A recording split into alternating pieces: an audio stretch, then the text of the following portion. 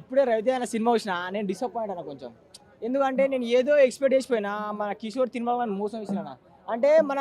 మన రవితేజ అన్న idiot cinema, Venky cinema back అనుకున్నాను. అంటే అంత టైలరు ఆ సాంగ్స్ అవన్నీ చూసి హైప్ బాగా వచ్చిందన్న. కానీ ఎందుకో నాకు మిస్ అనిపించింది. ఎందుకంటే మన రవితేజ అన్న టైమింగ్, ఆయన ఎంటర్టైన్మెంట్, డాన్స్ అల్లరి బాగా చేసినా. కానీ స్టోరీ పరంగా లెంత్ అయింది. అంటే రొటీన్ స్టోరీ, అంటే ఇది చూసిన స్టోరీ కదా, మళ్ళీ ఎందుకురా అని అంటే కామెడీ టైమింగ్లో వర్కౌట్ కాలేనా. కానీ మెయిన్గా నాకు నచ్చింది ఏంటంటే మన రవితేజ అన్న మాస్ రాజా బ్యాక్ అని చెప్పుకోవచ్చు అన్న. ఆయన టైమింగ్, ఆయన డ్యాన్స్, ఆయన డైలాగు, అంటే హీరో వేస్తే సరిపోదు కదా సినిమాలో, ఇంకా స్కోప్ కూడా కావాలి కదా అని నాకు అనిపించింది. నాకైతే ఓవరాల్ గా ఎంటర్టైన్మెంట్గా చూడొచ్చునా. కానీ డైరెక్టర్ గారు చిన్న చిన్న మిస్టేక్ చేశారు, మిస్టేక్ చూసుకోండి. అండ్ స్టోరీలో మాత్రం నాకు నచ్చింది ఏంటంటే కామెడీ బాగుంది.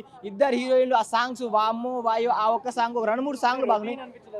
అంటే రొటీన్ లాగ్ అనిపించింది అన్న. అంటే చూసిన స్టోరీ కదా, చాలా సినిమాలు చూసినాం కదా, అంటే రొటీన్ అనిపించింది. కొత్తగా ఏం అనిపించారు అంటే చూసి అంటే ఎక్స్పెక్ట్ చేయం బ్రో మనం. అంటే అది వచ్చేస్తా ఇది అదా అంటే మన సర్చింగ్ మైండ్లో ఉంటుంది అనమాట అది. అంటే ఇంకా కొత్తగా కావాలా, మాస్ మహారాజా హిట్ లేదు కదా, ఈ సినిమాతో నేను హిట్ పడాలని నేను కోరుకున్నాను. కానీ అది నా కోరిక నెరవేరలేదు. ఎనర్జీ కూడా వస్తలే అన్న, ఎందుకంటే బాధపడ్డానా. ఎందుకంటే మాస్ మహారాజా ఒకప్పుడు ఎట్లా అంటే రొటీన్ సినిమాలు తీస్తాడు, కొత్త రోల్లో వస్తుండు. కానీ ఇంకా కొత్తగా కావాలనిపించింది. కానీ కిషోర్ తిరుమల గారు చూసుకోండి సార్ ప్లీజ్, నాకు బాధ అనిపించింది. కానీ ఓవరాల్గా భయ ఫ్యామిలీ ఎంటర్టైన్మెంట్ అయితే అవుతారు. కొన్ని అంటే ఫన్ ఉంటుంది, కానీ మరీ ఎక్కువ ఫన్ ఉండదు, ఏదో అట్లా ఉంటుంది అన్న, అంతే అన్న. బాధ అనిపిస్తుంది నాకు, చెప్పబుద్ధి అయితే లేదు. Movie family entertainer, comedy, romantic. Raviteja గారు అంటేనే మాస్ మహారాజా. అన్నీ బాడీ లాంగ్వేజే ఆయనకి హైలైట్.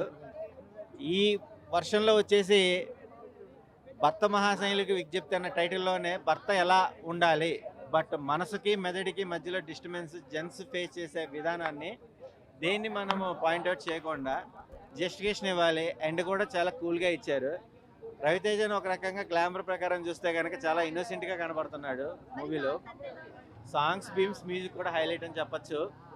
కామన్ పాయింట్సే, కానీ చూపించే విధానంలోనే ఒక మంచి ఎంటర్టైన్మెంట్ కింద దీన్ని చూస్తే కనుక సినిమా చాలా బాగుంటుంది.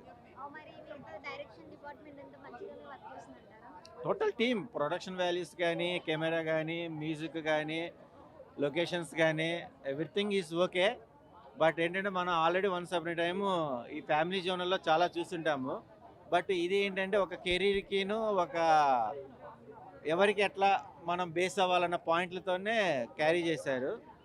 వాచ్ చేయొచ్చు. కామెడీ కూడా పండించడానికి ట్రై చేసే కానీ ఫోర్స్ కామెడీ, అది బలవంతంగా నవ్వుకోవాలి తప్ప జెన్యున్గా ఎక్కడ నవ్వు రాదు. ఇంకా సినిమా నాకు తెలిసి 8 o'clock స్టార్ట్ అయింది, ఇప్పుడు ఇంకా 10:35 అవుతుంది.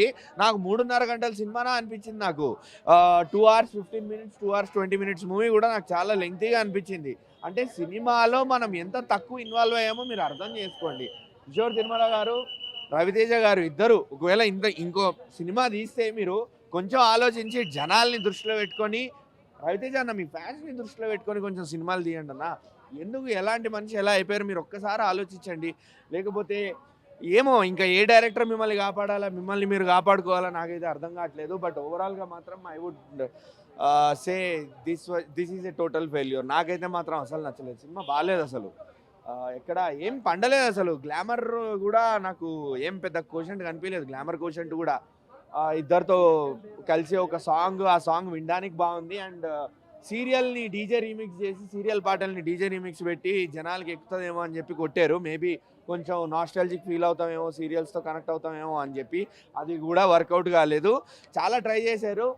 బయట ట్రెండ్ అవుతున్న డైలాగ్లని రవితేజ గారితోనో, వెన్నెల కిషోర్ గారితోనో పండించడానికి చాలా ట్రై చేశారు. అది కూడా వర్కౌట్ కాలేదు. ఓవరాల్గా మాత్రం టోటల్ ఫెయిల్యూర్. సంక్రాంతికి బాస్ సినిమా ఒకటే నడుస్తుంది. బాస్ సినిమా ఒకటే బ్లైండ్ విన్నర్ నాకు తెలిసినంత వరకు అయితే, అంతే.